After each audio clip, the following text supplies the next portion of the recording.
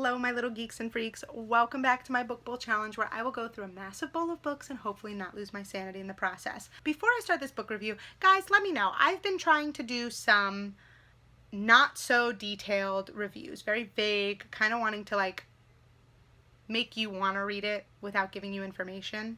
And in the past I have done videos with more detail. Which do you like better? Or would you prefer I blend it where my first half is not very detailed and then you guys can leave if you don't want to see any details, and then my last half would be details? Let me know. I'm still trying to figure all this out. Still trying to see what works best and what seems more appealing to you guys. And I need your comments to decide that. At the end of the day, you guys are the viewers. I'm just the one recording. So I'm curious to see. Anyway, this book is the first installment in the Blackwell Bastards series, which is part of the Blackwell saga. It is the third series in the saga. I am just for this review going to do a vague one, but until I get a little bit more of an idea, that'll kind of be where I'm at. This book follows Lilah, Jude, Nolan, and Rafe. The book starts off pretty tense, which I actually really like because that was not expected. I would say the last two books were pretty tame with the way they started, and this one starts off, for lack of a better word, of a better explanation, it starts off in a way with a hunting scene, kind of. Yeah, that's the best way I could describe it. Lilah's running for her life, unsure if she will survive, when she stumbles upon a house and runs for dear life. She runs to the house, doesn't know who lives there, knocks on the door, and collapses into their entryway. Unaware that the Blackwell Bastards own the property, she looks up to see who her rescuers are. She's not too happy. And the Bastards are not too pleased either. They're shocked and a little frustrated. Lilah, a girl who is constantly on the run, in figuratively and literally, and trying to survive after leaving her home and escaping the clutches of her fanatic mother, is forced to come face to face with her past in this moment.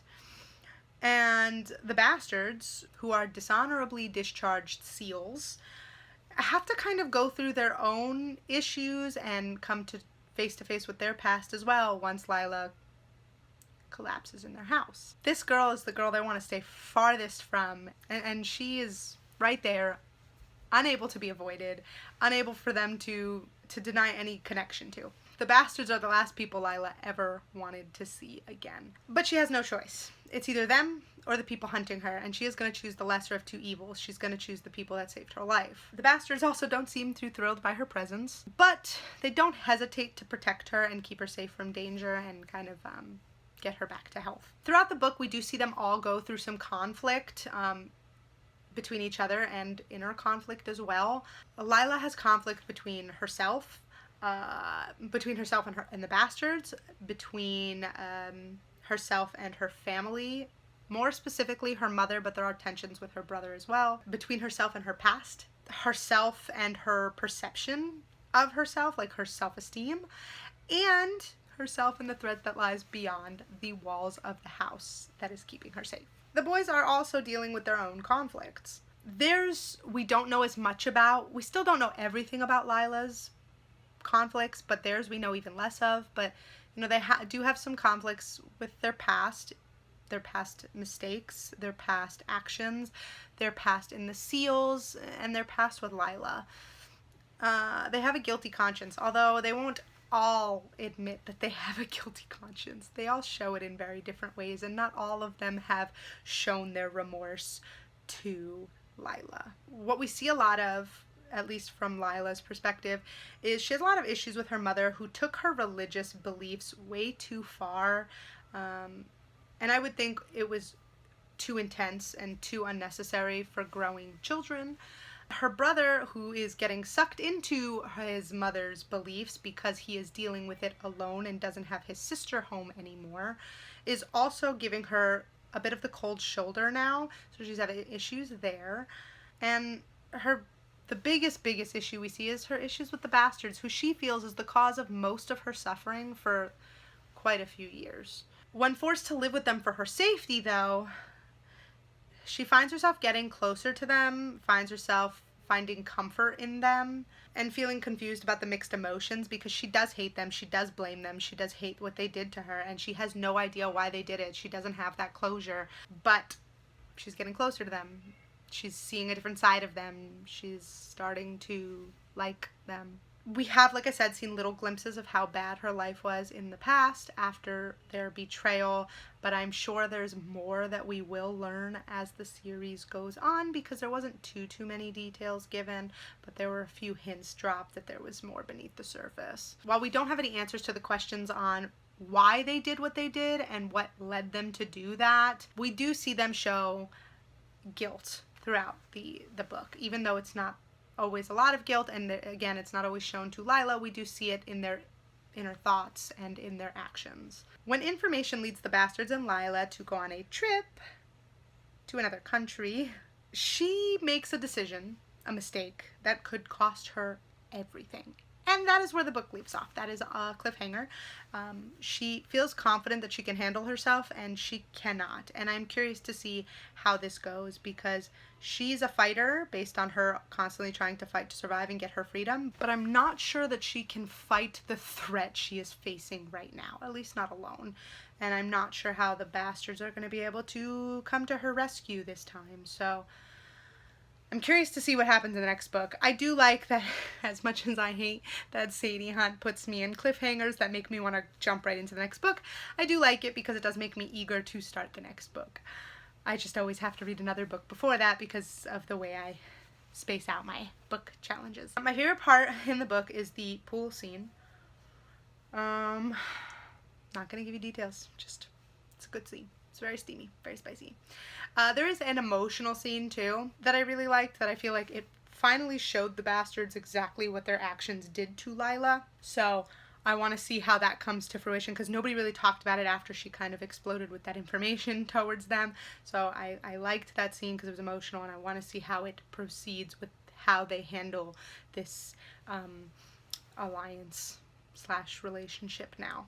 I like the book. I like the differences between this book and the past series. Again, I really liked that the book started off in a very tense situation. She's on the run, she's fighting to survive. That really didn't happen in the last two series, so that to me is very intriguing. But I also like the familiarity of some of the things that Sadie Hunt does repeat throughout her series. And I'm not saying repeat like it's unoriginal, repeat that it's like there's kind of no other way to go around it based on what's going on, and I think it's very interesting. And I feel like it's definitely, I'm wording this wrong, but I feel like the Beasts and Aventine University had more similarities between them because of what they were going through than this series. I think there's a lot more differences, but still, again, we're going back to that familiarity, which I do like. So it allows it to connect, but it also allows it to be its own entity. It also makes me wonder, is it related to what happened in the last two books? Is it kind of related where it's kind of connected, but also not exactly connected, where it was like with the last two series? So I'm curious about that.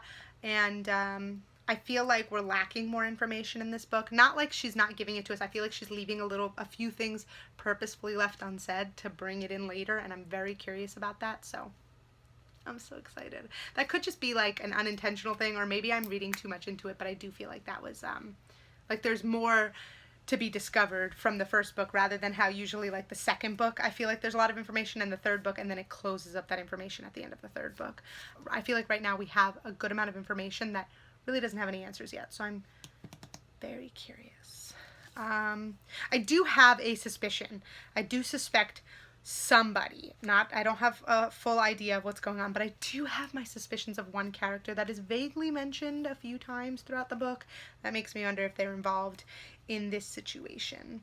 So I'm curious. I'm curious to see how it goes. As always, Sadie Hunt does have a magical way of capturing my attention, and this book may not be for everyone. Most of the books I read are probably not for everyone, but you book talk girlies, you cliterature loving girlies or guys, I'm just saying, reverse harem, mystery, intense survival, yes. And yes, you might find a few plot holes. I felt like I found some plot holes in Aventine University, nothing crazy. And there was that text talk that I didn't like. I feel like that's not as big of a deal. I feel like it gets better throughout each series, which is good. And I don't really seem to pick up on as many plot holes, if any. So, plot plot holes. What the fuck? Anyway, so I feel like even with the few plot holes that I actually was able to notice and really talk about from Aventine, I don't notice it enough or at all to complain about it. I never really care anyway. I think that if you can still make it a really good, gripping story, sometimes the plot doesn't always have to be 100% making sense. It is a fiction, so, you know, if a guy can automatically run so fast you can't see him move, I don't give a shit. That's not a plot hole that I wanted to mention, but I did recently read that in one of my books, so I thought that was funny. Anyway, it really has to depend. If the writing is good enough to capture me, I don't really focus on if there's any little plot holes. If the plot hole is huge and I feel like cheated out of information, then I'll complain about it. Or if the plot, the steam, and the interest are all bad, then I'll complain. I look at it from a whole perspective. I like the book. I like the mystery. I like getting the answers. So I like it. If you're interested in this kind of book, I would recommend reading Sadie Hunt. I really do like her. Again, I would start with Aventine University, move over to Blackwell Beasts, and then you can start Blackwell Bastards. Let me know if you read it. If you do read it, please comment below on what you think of it. I'm contemplating, I think she has box sets that you can buy. I'm currently reading on my Kindle. I'm not going to buy it right now because it is a lot of books, which means it'll be a lot of money, and I'm just going to pace myself. I think that if I can buy a few books here and there, it's not as bad. So it's just going to wait for right now. But I would like to eventually buy her books. I am very excited. Or her physical copies, I should say.